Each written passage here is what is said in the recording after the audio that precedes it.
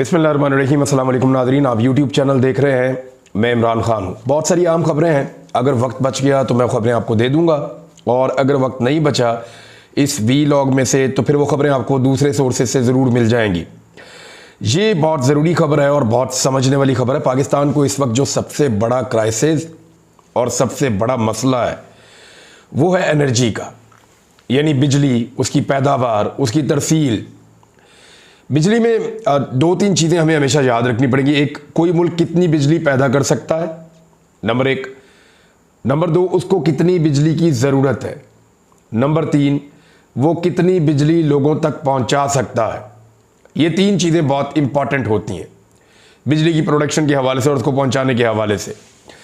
तो पाकिस्तान की जो ज़रूरत है बिजली पैदा करने की, यानी हमारे यहाँ पे लोड शेडिंग होती है, तो उसका मतलब नॉर्मली ये लिया जाता है कि शायद पाकिस्तान में लोड शेडिंग इसलिए होती है कि हमें जितनी बिजली की ज़रूरत है उतनी बिजली शायद हम पैदा नहीं कर रहे। पाकिस्तान को जो पीक टाइम पे बिजली की ज़रूरत होती है, जब बहुत ज़्यादा भी बिजली चाहिए हो, जिन दिनों में बहुत ज़्यादा बिजली की खपत हो, उस वक्त भी जो पाकिस्तान की टोटल ज़रूरत है बिजली की वो 31,000 मेगावाट से ज़्यादा नहीं है। जो डाटा हमारे पास मौजूद है वो यही बताता है कि लगभग 31,000 मेगावाट मैक्सिमम बिजली है जो पाकिस्तान को चाहिए हो सकती है। पाकिस्तान की जो कैपेसिटी है कि कितनी बिजली पाकिस्तान पैदा कर सकता है, अब लोड शेडिंग को देखते हुए तो आपको लगता होगा पाकिस्तान 15-16 हज़ार या 20,000 मेगावाट पैदा कर सकता है, तो ऐसा नहीं है। पाकिस्तान जो बिजली पैदा कर सकता है उसकी कैपेसिटी 41,000 मेगावाट से ज़्यादा है। यानी इस वक्त भी पाकिस्तान की बिजली पैदा करने की सलाहियत 25% ज़्यादा है। यानी अगर हमें 100 मेगावाट बिजली चाहिए तो हम 125 से 30 मेगावाट बिजली पैदा करने की सलाहियत रखते हैं। इसके बावजूद पाकिस्तान में लोड शेडिंग क्यों होती है, यह है सबसे बड़ा और अहम सवाल। पाकिस्तान में लोड शेडिंग इसलिए होती है, उसकी एक सिंपल और बड़ी वजह यह है कि हमारे पास बिजली को पहुंचाने का जरिया नहीं है, तरसील का निज़ाम, जिनको आप कहते हैं ग्रिड स्टेशंस हैं, उनके साथ ट्रांसमिशन लाइंस हैं, ट्रांसफार्मर्स हैं। ये बिजली को पहुंचाने का पूरा एक निज़ाम होता है। इंडस्ट्रियल एरिया को पहुंचाने का अलग, जो डोमेस्टिक यूज़र्स हैं या घरेलू बिजली जो उसका अलग, कमर्शियल का अलग, वो सारा एक अलग अलग तरीक़ाकार होता है। इनके मीटर भी अलग अलग होते हैं। तो बिजली पहुंचाने का जो तरीका है वो अलग है, उसके लिए सिस्टम एक अलग है, वो हमारे पास मौजूद नहीं है।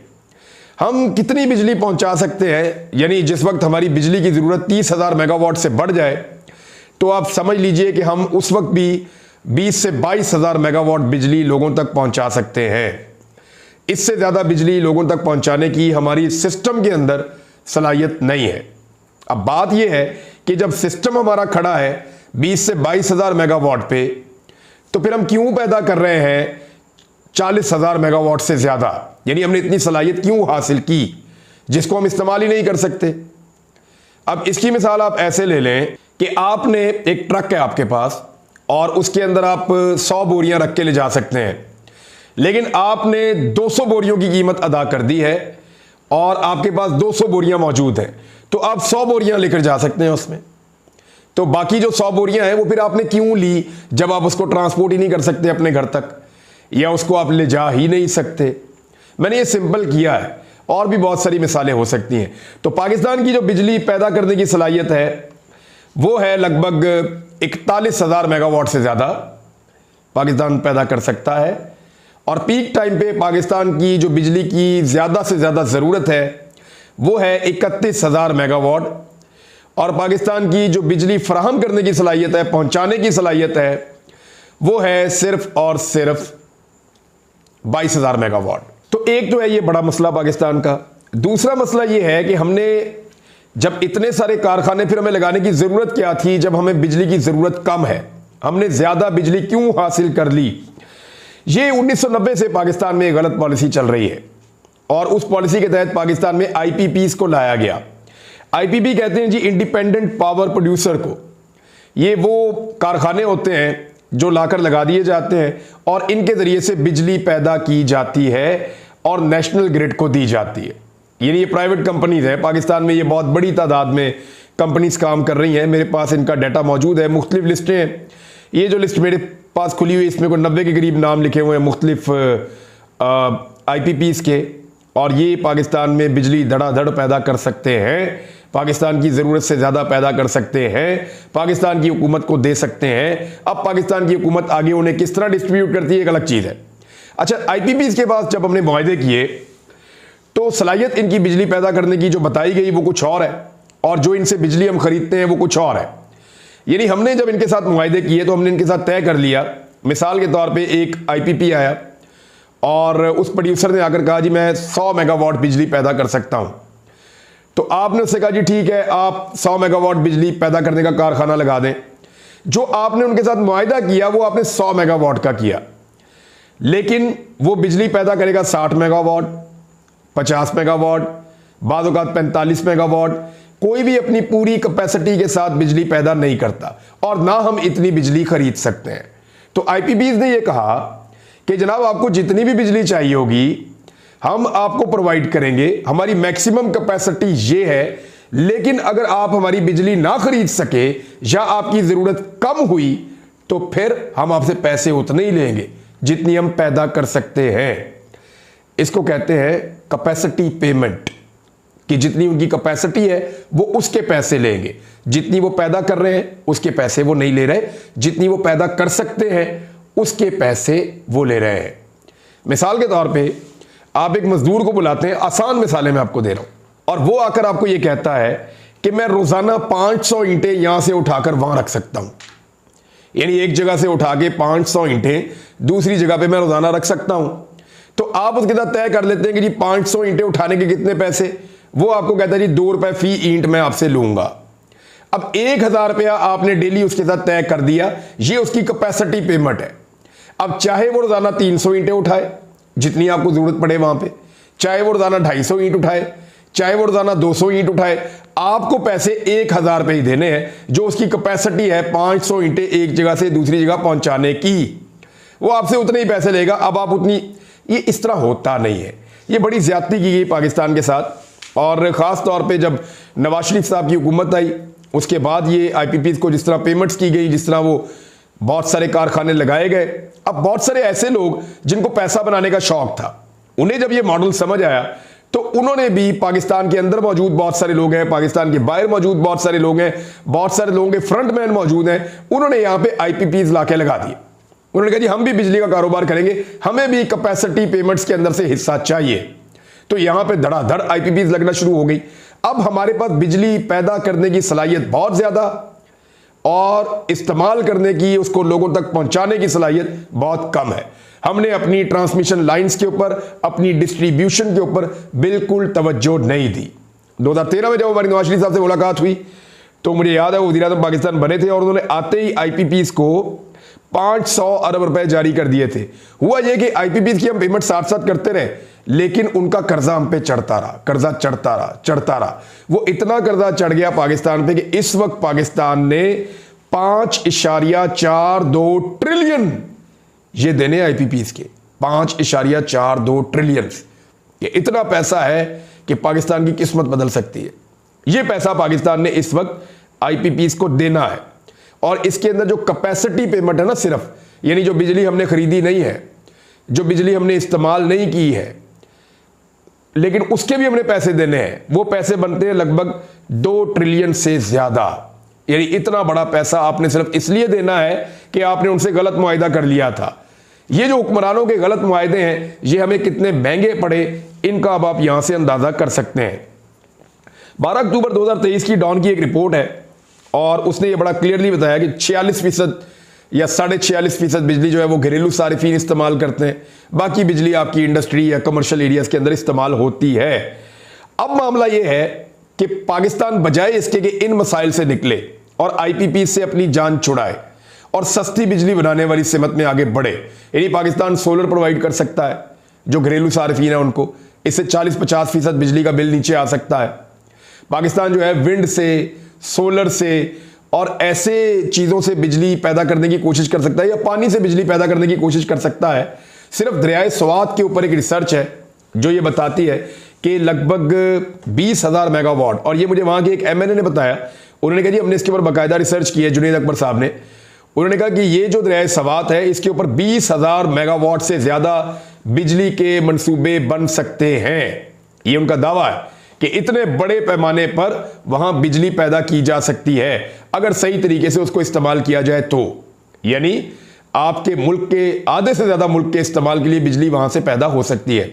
अब वज़ीर-ए-आज़म पाकिस्तान ने एक नया विजन दिया है। हर थोड़े दिन के बाद वो कौम को एक नई ट्रक की बत्ती के पीछे लगा देते हैं।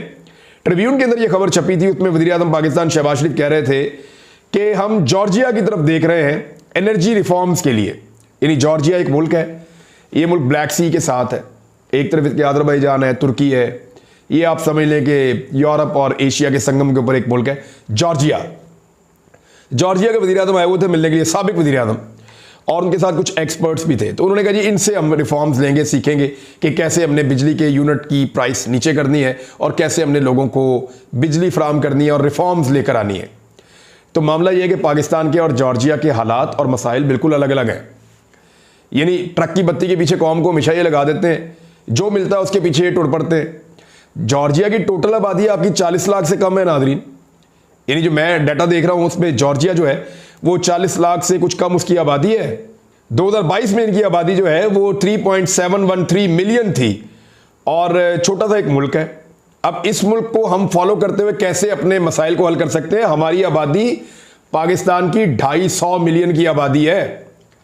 यानी हम इस वक्त 25 करोड़ का मुल्क हैं, वो 1 करोड़ भी नहीं है। तो हमें अपना मॉडल खुद बनाना पड़ेगा। हमारी ज़रूरियात अलग हैं, हमारी एनर्जी पैदा करने की सहूलियात अलग है, हमारी डिस्ट्रीब्यूशन की ज़रूरियात अलग हैं। अब मामला यह है कि प्राइवेटाइजेशन के नाम के ऊपर मुबैना तौर पे एक और डाका पाकिस्तान में पड़ने जा रहा है। उस डाके के बारे में मैं आपको बताता हूं। इस पे एक बाकायदा जुनैद अकबर साहब ने इसके ऊपर काम किया था और उसके बाद फिर मैंने इस इशू को देखा, इसके अंदर से चीज़ें डिग आउट की तो पता चला कि ये तो एक बड़ी अजीबोगरीब गेम होने जा रही है। एक गाजी बरोथा डैम है पाकिस्तान में, ये खैबर पख्तूनख्वा और पंजाब के संगम पे बना हुआ है और लगभग 10 किलोमीटर तक का इसका एरिया है और यहाँ से रन ऑफ द रिवर जो है वो बिजली बनती है और 1450 मेगावाट की इसकी टोटल सलाहियत है। ये एवरेज बिजली जो बनाता है पूरे साल में, अगर सारे दिनों को आप देखें तो ये 800 मेगावाट के आसपास बिजली इसकी एवरेज निकलती है, पूरा साल में ये बनाता है गाजी बरोथा डैम। इसके शेयर फरोख्त करने का पाकिस्तान ने फैसला किया। यानी एक डैम है वो बना हुआ है, वो सस्ती बिजली बना रहा है। इस वक्त उसकी बिजली की कीमत जो है वो पड़ती है आपको 1.25 रुपए फी यूनिट, यानी 1.25 रुपए का आपको यूनिट पड़ता है। लेकिन क्योंकि पाकिस्तान ने इसको बेचना है गैर मुल्कियों को, तो इसके अंदर तब्दीली की जा रही है। पहले पता चल रहा था कि 30%, अब कोई लोग ये भी बता रहे हैं 49%, 50% से 1% कम ये डैम बेचने का फैसला किया गया है। 1450 मेगावाट ये बिजली बनाता है।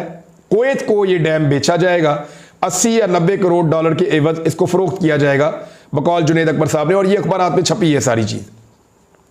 गाजी बरोथा डैम से सालाना 6 अरब यूनिट से जायद बिजली पैदा की जाती है। मैंने जब इसका तखमीना लगाया तो लगभग ये 7 अरब यूनिट बिजली बनती है जो गाजी बरोथा डैम पैदा करता है और इसकी जो फी यूनिट लागत है वो 1 रुपया 25 पैसे है।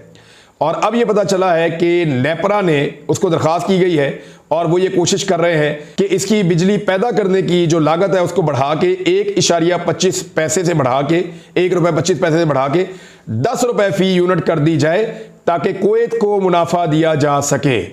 अब आप अंदाजा कर लीजिए कि एक दूसरे मुल्क को या उनकी कंपनी को या उनके इन्वेस्टर्स को मुनाफा देने के लिए जो बिजली 1 रुपया 25 पैसे में बन रही है उसकी लागत को 10 रुपए तक किया जाएगा। मॉडल ये है कि उनको फिक्स कर दिया जाएगा कि जी आप बिजली बेचेंगे किसको? आप बिजली बेचेंगे इंडस्ट्री को, और जो एक्सपोर्ट करने वाली इंडस्ट्री है, और आप उससे कीमत वसूल करेंगे। यानी वो तो अपने पैसे 2-3-4 साल में पूरे कर लेंगे, उसके बाद ये डैम हमेशा के लिए उनके पास चला जाएगा। मुझे समझ नहीं आती कि पाकिस्तान के हुक्मरान ऐसे फैसले कैसे कर लेते हैं। यानी 80-90 करोड़ डॉलर के लिए वो अपना पूरा डैम का एक हिस्सा बेचने जा रहे हैं हमेशा के लिए, और जो मुल्क उसको खरीदेगा वो उसमें से बेशुमार पैसा बनाएगा। तो ये पैसा आपका अपना मुल्क क्यों नहीं बनाता? मैं एक छोटी सी चीज आपके सामने रखता हूं, बड़ी मामूली सी। यानी खैबर पख्तूनख्वा से एक रिसर्च आई कि हमारे दरियाओं के ऊपर बहुत सारे बिजली बनाने के मंसूबे लगाए जा सकते हैं और उसके लिए वर्ल्ड बैंक की पैसे देने के लिए तैयार है। एशियन डेवलपमेंट बैंक भी पैसे देने के लिए तैयार है, फिजिबिलिटीज मौजूद हैं। सिर्फ वफाकी हुकूमत गारंटी दे, वहां पे डैम्स बन जाएंगे और बिजली की जो कीमत है वो 3 रुपए यूनिट से ऊपर नहीं आएगी। फिर जो ट्रांसमिशन लाइन बिछाने वाली कंपनियां हैं वो भी आके इन्वेस्ट करने के लिए तैयार हैं और वो भी बिजली फराहम करने के पैसे 1 रुपए यूनिट से ज्यादा नहीं लेंगे। तो आपको अगर फैक्ट्री तक 5 रुपए यूनिट की बिजली मिल जाए और नए डैम्स आपके बन जाएं तो वो बेहतर नहीं है? वो बहुत बेहतर है। लेकिन वो काम पता है पाकिस्तान में क्यों नहीं होता? मैं अब आपको असल फसाद की जड़, जिसके लिए इतना लंबा सिनेरियो मैंने आपके सामने रखा, वो बताने लगा कि ये जो आईपीबीज है ना, ये ज्यादातर सियासतदानों के और ताकतवर लोगों के चहीते हैं। ये लोग कभी भी पाकिस्तान में ऐसे मंसूबे नहीं आने देंगे जिनसे इनकी दिहाड़ियां बंद हो जाए। ये कभी भी पाकिस्तान में ऐसे बिजली के मंसूबे नहीं लगने देंगे जिन मंसूबों की वजह से इनकी जो एक अंधी कमाई हो रही है ना, यानी शुगर माफिया से ज्यादा पैसे ये लोग कमा रहे हैं, तो इनकी जो एक अंधी कमाई हो रही है ना, उसके रास्ते में रुकावट आ जाएगी।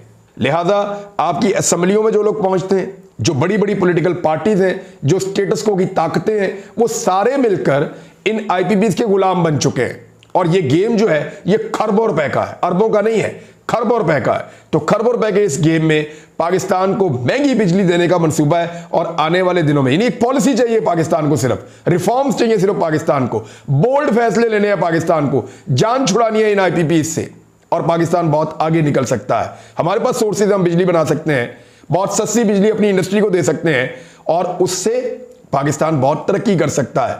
लेकिन उसके लिए अपनी जेब पे तवज्जो छोड़ के गरीब आदमी का सोचना पड़ेगा, पाकिस्तान का सोचना पड़ेगा, पॉलिसीज बदलनी पड़ेंगी, रिफॉर्म्स लानी पड़ेंगी। अब तक इतने ही, अपना ख्याल रखिएगा, अपने इस चैनल का भी। अल्लाह हाफ़िज़।